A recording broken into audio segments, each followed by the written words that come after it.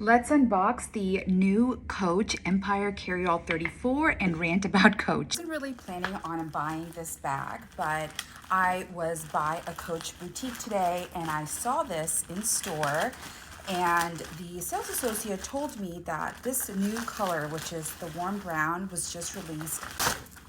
They just put it on the floor. I kind of have a love-hate relationship with Coach in that I don't think they release consistently good quality bags, and the quality varies across all of their line. With that being said, if I'm spending, more than $400 on a bag at Coach, I can pretty much consistently get a great quality bag, which I appreciate. I've never had an issue with any of my Coach bags, meaning I've never had peeling edge paint. The hardware has always stayed nice. I've never, ever had an issue with their leather, which is great for a bag at this price point. One thing I don't really like about Coach is that they don't really make a great effort to disclose what type of leather you're buying or even what grade of leather that you're getting, and they're pretty inconsistent with that disclosure as well. And what I mean by that is, in some instances they'll tell you that it's full grain. In other instances they won't tell you anything really about the bag other than it's leather. They don't even tell you if it's cow leather. Part of Coach I don't really love. I was very close to buying one of the bigger Empires, and I couldn't tell from their website disclosures whether what grade of leather it was. It wasn't suede, it was just a smooth leather bag. Okay, this is a much better angle. This is what the bag looks like so far. It's beautiful. When I saw this bag in store, I immediately gravitated towards it. I had my eye on an East-West small little bag like this for a while. I considered various brands, but I really wanted a one from the Coach Empire line, and I'm so glad they came out with a suede version of this because I wasn't really feeling the glazed leather that they had on the other bags. Okay, going back to my issue with Coach.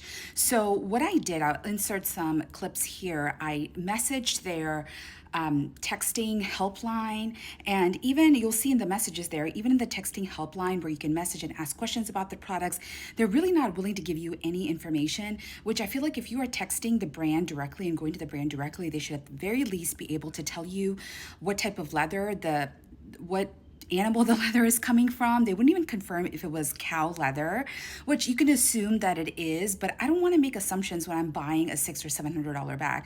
I want to know exactly what animal it's coming from, what grade of leather it is, and I want to get more information about the hardware from someone who has really bad metal allergies, especially recently. I'm just avoiding all metals, all metal jewelry, even gold altogether. I just can't figure out what the heck's going on. So even the Coach helpline couldn't give me the information that I was looking for, which is really disappointing. I did check with the associate when I bought this bag that the hardware is brass. I think I'm okay with brass. Like I said, I hope I don't have any reactions to it, but most of the bag is leather, especially any of the points that are coming in contact with my skin, like the handles, are leather, so I don't have to worry about a contact allergy here. Back to my issues with Coach. I do want to see Coach making better disclosures of the type of leather that they use to construct their products. Now, at some point, they were stamping the grade of leather on the bottom of the bag. Like I've seen certain of the Rogue line bags be stamped full grain leather. Sometimes it'll just say glove tan leather. So there are variations. The thing with Coach is they use very brand specific terminology when they describe their leather that is not used generally in the industry. And when you go on their website to look at their information section to figure out what the description of those terms mean, the definitions essentially, they're not very good at really giving you very much information. Just a couple lines, not to the depth that you would expect from a brand like Coach. Say that to say that Coach doesn't always use cow leather. They also use goat leather and lamb leather. As a consumer, I deserve to know. Maybe you have some, I don't know, maybe you're avoiding one of those leathers for a certain religious reason. There are brands that use pig leather, pig suede. I don't necessarily have a huge issue with that. I prefer it to not be in my leather goods only because pig leather and pig suede are typically very low quality, and I do not like those materials to be used in bags that I'm carrying or shoes that I'm wearing.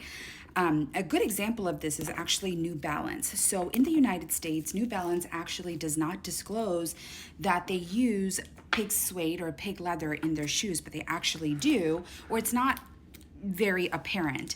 But if you go to a Muslim majority country like Malaysia, they actually have a tag on the shoes right next to the price tag that says that shoe is made out of pig leather or contains pig products. So I think that's an important disclosure to have. So if you are Muslim and you are avoiding pig products, that's an important thing to know. So especially when you are buying something that you hope to keep with you for several years. It's not just like a disposable product. You want to know exactly what you're buying. And I think that in leather goods especially, we need to increase the disclosure that happens so the customer can make an informed decision. Okay, back to the bag. I have almost all of the tags off. This does retail for $4.50, which I think is a pretty good price for Coach. I love the interior. It actually feels like canvas or micro suede. I don't believe it's lined with leather. Again, the associate really couldn't give me too many details about the bag, but to me, just by feel, this doesn't feel like it's leather. I don't expect a bag that's from Coach at this price point to be lined with leather, although it would be great if they started doing that. Like your Coach tag to be heat stamped, just know that if it's suede, they can't do that. But here's what the bag looks like. I think it's super cute. I'm going to accessorize it. I'm going to probably add this little bag charm from Madewell. They're having a sale right now. All their bag charms are currently on promotion. So if you're looking for some decent quality, I like to call Madewell made decent. It's not 100% all the time. But anyway, I thought it was really cute. I could add it right here. There's the bag. I think it's a good size. I'm 5'2". Here's the bag on the shoulder. I think it sits very comfortably. It's a good size. You can hold it on your arm as well, like this. Close up on the suede. It's beautiful. It's soft. I would say just by the touch that it's probably a mid-range suede. It's not the softest suede I've ever felt, but it's better than, you know, ones around the $100 to $200 range. So I'd say mid-range. You can't really grade suede, unfortunately, but that I would say is my initial first impressions. This is what we're dealing with. Here's the inside. It's pretty roomy. It'll fit your wallet, your keys, your phone, and maybe a small book or tablet. It's not very wide, so take that into consideration. And here's the bottom. I like that it has some feet, just so you're not damaging the bottom of the bag here, since suede is more prone to damage. So there you go. Here's the bag again. If you've gotten to the end, thank you so much for watching, and let me know if this is something you'd pick up.